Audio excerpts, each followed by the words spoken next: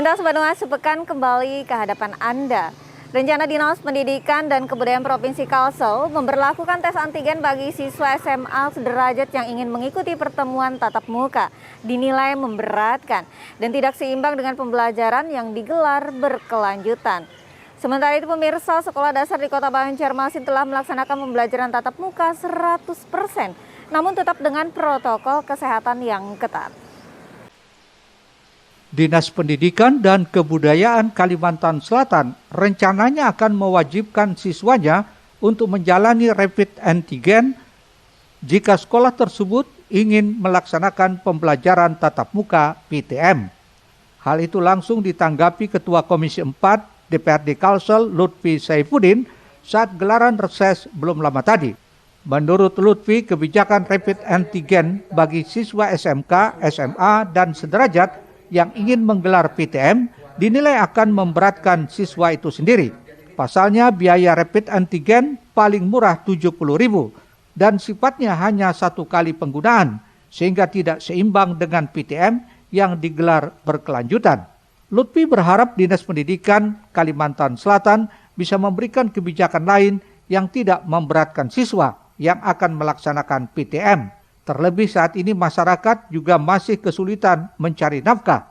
Dan hal ini pasti akan menjadi beban orang tua siswa tersebut. Karena kami melihat manfaatnya hampir dikatakan tidak ada. Antigen kalau kita tahu ini hanya sifatnya umurnya hanya 1 hari, harganya cukup mahal, dan kebijakan ini tidak disertai oleh bantuan anggarannya. Artinya dibebankan oleh pemerintah kepada siswa. Dan ini tentu ya lagi-lagi kita membebani masyarakat kita. Nah, kalau saya sangat menginginkan bahwa pemerintah kita ini membuat kebijakan itu untuk tidak memberatkan masyarakat kita. Atas kebijakan itu, Wakil Rakyat Dapil Kota Banjarmasin ini juga mengaku sudah melayangkan surat kepada gugus tugas penanganan COVID-19 Pemerintah Provinsi Kalimantan Selatan. Bohail, Banjar TV.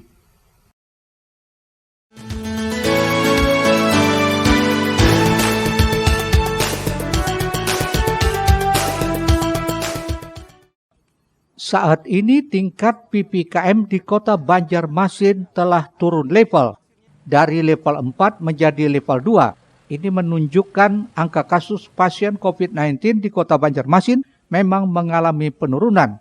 Ini sesuai data Dinas Kesehatan Kota Banjarmasin.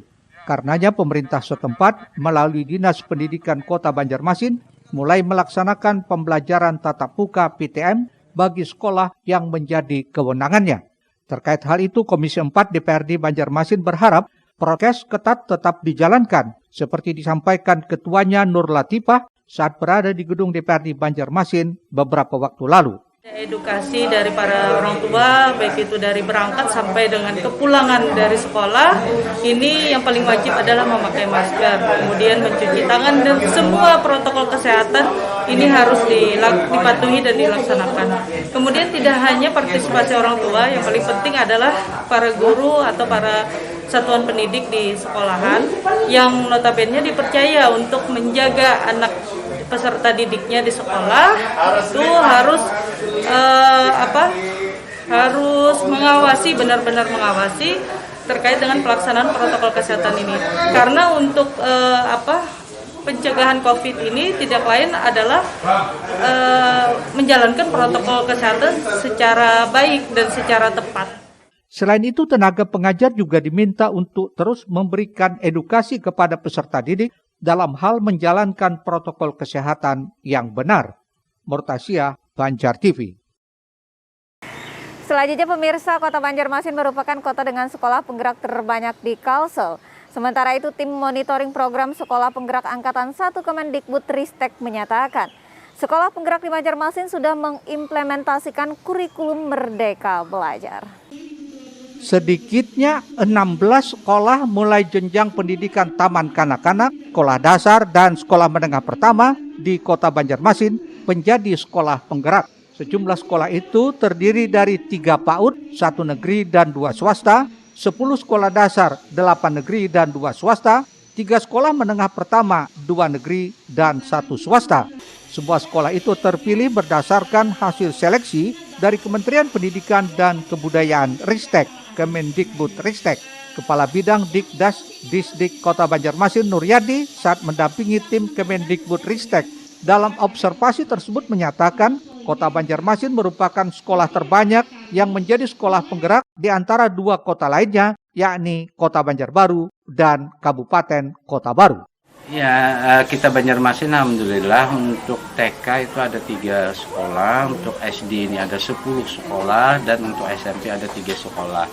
Nah, jadi itu sekolah penggerak pertama yang ada di kita di Kota Banjarmasin.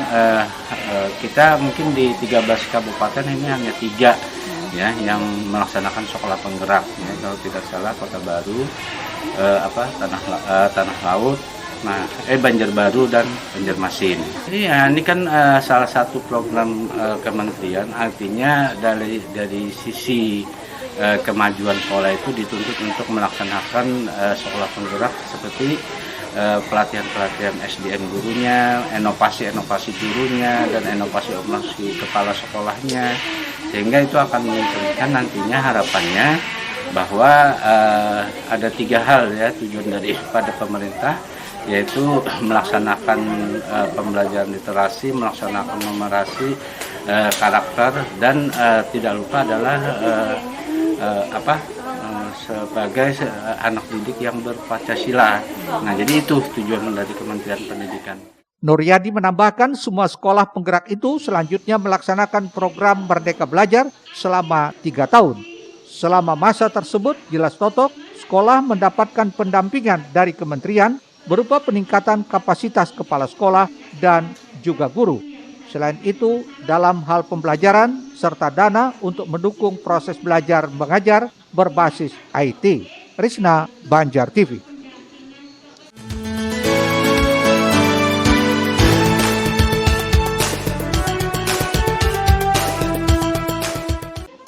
Sepuluh sekolah dasar SD di Kota Banjarmasin masuk dalam program sekolah penggerak untuk mewujudkan profil pembelajaran Pancasila tahun pembelajaran 2021-2022.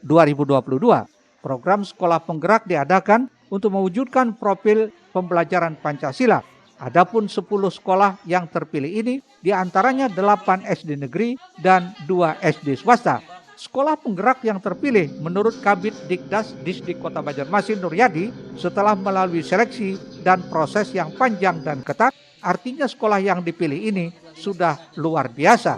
Kali ini tim monitoring program sekolah penggerak Angkatan 1 Kemendikbud Ristek Pusat langsung menyambangi sekolah penggerak diantaranya di SDN Sungai Andai 3. Sekolah penggerak yang dilaksanakan di Kota Banjarmasin itu ada 10 SD sekolah penggerak. Alhamdulillah hari ini dimonitoring oleh Kementerian Pendidikan Kebudayaan dan Riset Teknologi.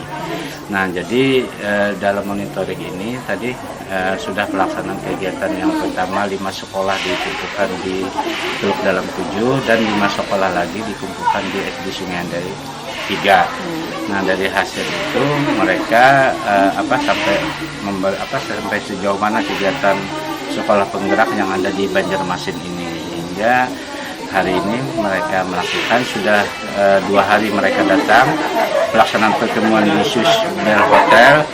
Itu sekolah penggerak dikumpulkan semua di sana, dan hari ini mereka observasi ke lapangan langsung di kegiatan itu.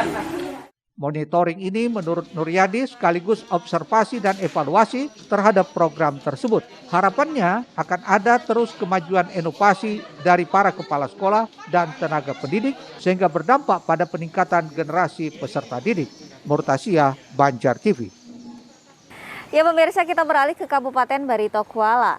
Pemerintah Desa Anjir Serapat Muara, Kecamatan Anjir Muara, selama 5 hari menyelenggarakan pelatihan pembuatan sasirangan bagi warga setempat. Dipelopori Ghazali Rahman, Kepala Desa Anjir Serapat Muara, Kecamatan Anjir Muara, Kabupaten Barito Kuala, selama 5 hari mulai 26 sampai 30 Oktober mendatang menyelenggarakan pelatihan pembuatan sasirangan bagi warga setempat. Pelatihan yang bertujuan untuk meningkatkan keterampilan pembuatan kain khas Kalimantan Selatan ini juga sekaligus untuk membantu membangkitkan perekonomian warga di tengah kondisi sekarang ini. Rumah pribadi kepala desa dijadikan tempat untuk melakukan kegiatan warga. Sementara pelatihan sasirangan ini diikuti 20 peserta, terdiri dari 19 orang perempuan dan 1 orang laki-laki. Untuk tenaga pelatih dibantu dari Dinas Koperasi, Perindustrian dan Perdagangan Kabupaten Barito Kuala serta tenaga ahli berpengalaman dari Banjarmasin. Kita mengadakan pelatihan, pelatihnya dari Banjar, dari Sasirangan, 2 orang lah, 2 orang. Peserta dari desa itu orang 20 orang. Laki-lakinya 1, perempuannya 19. Dengan adanya pelatihan sasirangan ini ke depan diharapkan warga setempat sudah mampu membuat produk sasirangan sendiri dan menjualnya untuk tambahan penghasilan ataupun sebagai kegiatan baru dalam usaha mikro kecil dan menengah di daerah ini. Tim Liputan Banjar TV. Ya pemirsa, dari Kota Banjarbaru, unit pengelola Pasar Bauntung di Jalan RO Ulin sudah disiapkan anggaran untuk pembelian troli pada tahun 2022. Serta akan terus lakukan pembenahan untuk kenyamanan para pedagang maupun pembeli. Pasar Bauntung di Jalan RO Ulin masih perlu banyak yang dibenahi, di antaranya banyaknya keluhan para pedagang mengaku penjualan mereka turun drastis. Meski videotron harga sudah disiapkan, unit pengelola Pasar Bauntung selalu update harga bahan-bahan pokok, namun perlu adanya langkah dari dinas terkait untuk bisa mencari solusi yang tepat. Selain itu, masalah troli yang ada di Pasar Bauntung tersebut juga menjadi sorotan anggota DPRD Banjarbaru saat lakukan kunjungan. Dianggap terlalu berat dan kurang minimalis karena terbuat dari kayu ulin, hingga membuat konsumen pun malas menggunakan di pasar semi modern ini. Menanggapi hal tersebut, Adi Royan, Kepala UPT Pasar Bauntung yang baru beberapa minggu lalu dilantik, menyatakan pihaknya akan melakukan pembenahan di semua lini guna kenyamanan pedagang dan pembeli dan sudah menganggarkan untuk troli pada tahun depan. Untuk penyediaan sarana prasarana pasar menjadi perhatian kami. Jadi kami sudah merencanakan pengadaan troli yang berbahan stainless sehingga enak dipandang dan mudah dioperasionalkan. Insya Allah tahun 2022 akan kita siapkan beberapa troli yang sesuai request dari pedagang, request dari masyarakat dan arahan dari anggota dewan. Untuk update harga sendiri gimana nih Mas Pasar? Ya, untuk update harga, alhamdulillah kita sudah mempunyai videotron yang menampilkan harga terupdate setiap minggunya, dan harga ini setiap minggu kita laporkan langsung ke Dinas Perdagangan Provinsi Kalimantan Selatan. UPT Pasar Bauntung juga akan melakukan berbagai pembenahan baik soal pembuangan air di los ikan yang selama ini dikeluhkan serta berbagai macam masukan baik dari pedagang maupun pembeli. Rismana, Banjar TV. Ya pemirsa, sesaat lagi akan kita simak pengungkapan kasus pinjaman online ilegal. Nantikan informasinya setelah pariwara berikut ini.